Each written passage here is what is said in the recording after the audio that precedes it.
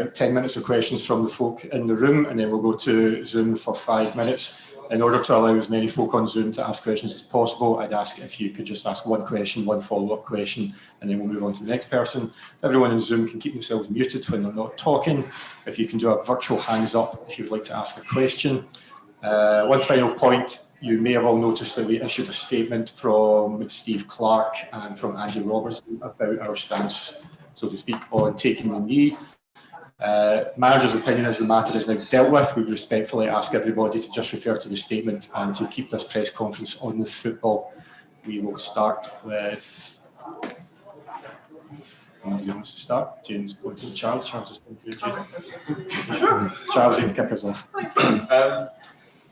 Scott, before we get into the serious stuff, has anyone cracked into Andy's box of magic tricks that he handed out to everyone?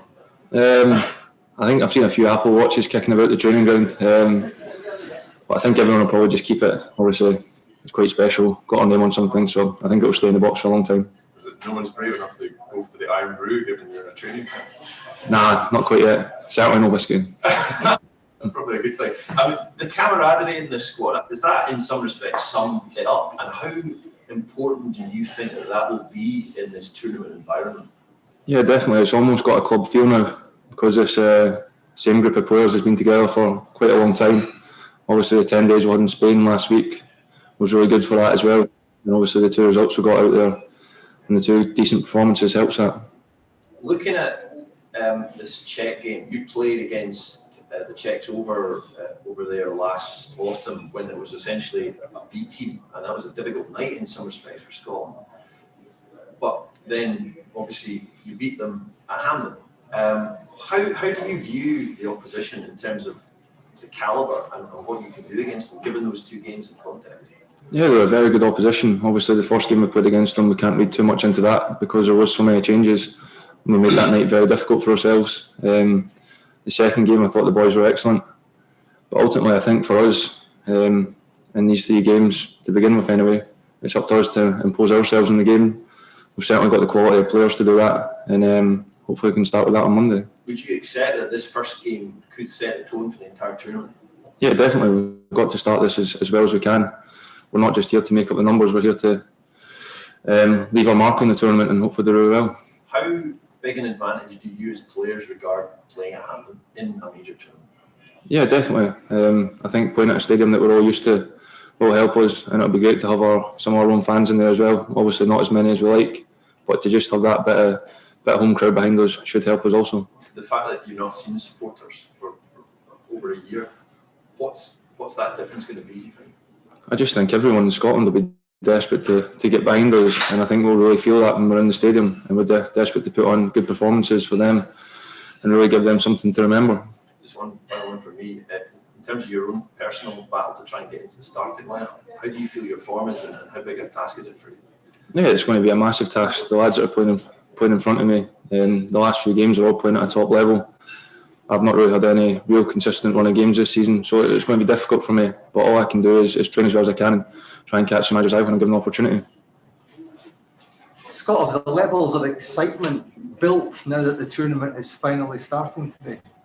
Yeah, definitely. I think when we turned up here on Wednesday night, I think it was, we got here, even the security, the gift boxes from the captain, all the media around it, it's really kind of stepped up. I think when we were in Spain, it was quite relaxed. Boys were chilled out, but now we've got here, we can tell it's a real deal in a major tournament. What are your own personal experiences of watching previous finals? Probably not paid too much attention because Scotland haven't been there. I've obviously watched the games, but with not supporting any real team. But now that we're here and to be part of it, I'm absolutely delighted, and just hopefully we can do as well as possible. There's a lot of talk at home about the school children being able to watch the game in school. What's your take on that and the level of excitement that it reflects? Yeah, I think every school should be doing that. I remember during some World Cups and European Championships would be allowed an afternoon to watch a random game, but I think especially because it's Scotland, every school should be letting the kids watch it. Are you in touch with home and aware of the excitement that's building? Yeah, definitely. I've got a few of my mates' tickets for the games, and they're all just absolutely delighted and can't believe they've been given one. So I can sense that off them, and it just builds excitement for me as well. What about your teammates? Do you think that the Scotland team is better now, the Scotland squad is stronger now than when you qualified against Serbia? It's a hard one. Obviously, we're missing big players from that. We're missing Kenny McLean, Ryan Jack, but we've also brought in good quality: Billy Gilmore, Nathan Patterson, David Turnbull. So a little bit less experience from the two that we've lost, but certainly I think it's still a very, very competitive squad. What do you make of Billy Gilmore now you've seen him up close? Excellent. That's the only way I can describe him, really. What do you make of his story? Yeah, it's very good. Obviously, 2 Champions League winners in the squad. It's incredible. But you can see the talent he is, and he'll have a big future for Scotland. We hear quite a lot of hilarity from you at training. You're obviously enjoying each other's company. Has there been like any practical jokes, or who's the joker of the pack? There's not been too many practical jokes. I can't think of any off the top of my head. Probably because we're missing Ollie McBurney, to be fair. He's always up to something. But on the training ground, we've got a good balance between when we can have fun and have a laugh, and then when it's the manager's taking the shape side of things, that everyone needs to be switched on and taking all the information. Obviously, you play in England, so everybody keeps saying first focus is in the first match. But have you cast your eye forward to the second match, and has there been any sort of banter? Have you had any of your teammates maybe texting you? I've not had too much from the teammates recently. When I first qualified, I told the story last week that I went back in and I had a note in my locker wishing me not the very best, to be honest, for the game against England. But I think they're all just delighted that someone in the changing room is going to the European Championship, so they're delighted at the same time. How are you feeling now that you've had a couple of days of training and you're bedded in? Yeah, it was good. I feel part of it. It does feel like a club feel, like I mentioned earlier on. I think everyone's comfortable in the environment now, and we just really want to try and enjoy it as much as possible. You were asked a wee while ago by the BBC to give us like a little bit of information about each of your Scotland teammates. And I think at the time you were asked about Nathan Patterson and Billy Gilmore, and you said that you hadn't met them yet.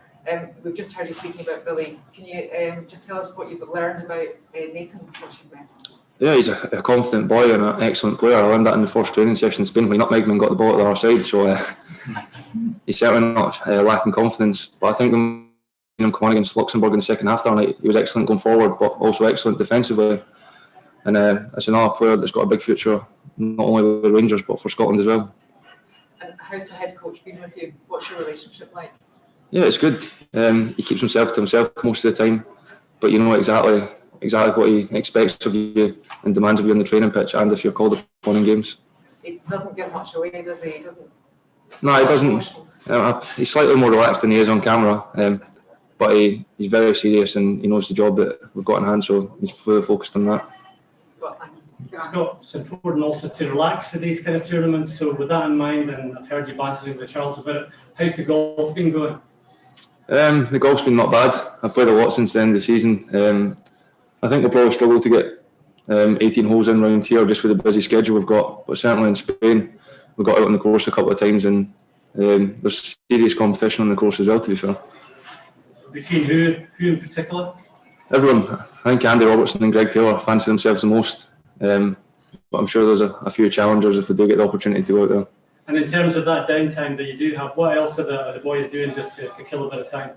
I think it's important that we do recover well, whether it's massages, doing all the right recovery things. That comes first and foremost now. But we're in the hotel. We're all testing negative just now, which is good, so we can be around each other and just really have the banter that goes on in the football dressing room anyway. You've touched upon the young players. But what kind of a lift have they given? Have they given the group a lift with their energy and the freshness they brought to the squad? They're not burdened down by the weight of history or anything like that. They've come into this fresh. Has that given the rest of the boys a lift? Yeah, definitely. I think when young players come into a different environment, it can be easy for them to be shy and quiet and not really stamp their personality on the dressing room. But the lads that have come in, they've been lively and really imposed themselves in the dressing room, which is excellent. Excellent. Scott, kind of back up on the competition for places again. It'd be fair to say that making the squad is a huge thing. But you don't want to be one of these guys who doesn't get minutes on the pitch to actually take part in this tournament. Yeah, I think everyone first and foremost will be delighted just to be in the squad and be part of it. But once you get here, as I mentioned earlier, it's all about trying to do everything you can to impress the manager and hopefully get some minutes on the pitch. But there'll be players that don't get minutes, and it's up to all of us as a collective to really push each other just to be the best squad we can possible. That'll hopefully result in good performances and get us the points that we need. How tough is that going to be to invest, to get ahead of the other guys that you're buying for places in the defence side? Yeah, definitely, because we want them to do well in the games. So that's the main thing. But also, it's just down to training and doing everything you can. You can train as well as you possibly can, and it might still not be enough. But you've got to do that and try and push them. Is there the levels you need to reach in training? Is it up another notch even from international, and the level you need to reach in camps like that? Yeah, it's been raised again just because the sheer number of quality players we've got in the squad. But it's what you've got to enjoy when you come away as well. Enjoy the experience of training with these sorts of players and just try and raise your own game. We'll go to Alison on Zoom.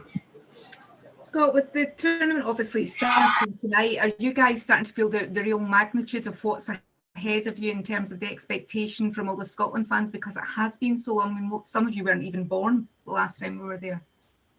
Yeah, we can sense it, especially if you go on social media. You can see what it means to everyone. Everyone getting behind us, everyone really backing us, everyone trying to get hold of strips, tickets, anything they can. So it's brilliant. Yeah, we really can feel that going in camp. How much does that help you guys, especially because you're based here, so you're involved in it all the time, you can see what's going on? Yeah, it helps massively. I think it just builds the excitement for all of us, and we ultimately can't wait to get out there now and try and do our bit on the pitch to try and spur this along even more. And in Newport. Hi Scott, can I just touch on something that was asked previously? You were asked about the burden of history. I mean, is that something that you guys have not had to sort of deal with? You're a young new squad. It's 23 years since the nation last qualified for a tournament, but that doesn't seem to affect you guys. You don't seem to be weighed down by that history. No, not at all. I think we're just here to enjoy ourselves now. We're not here just to make up the numbers at the same time. We want to do really well. We want to qualify to get out of the group.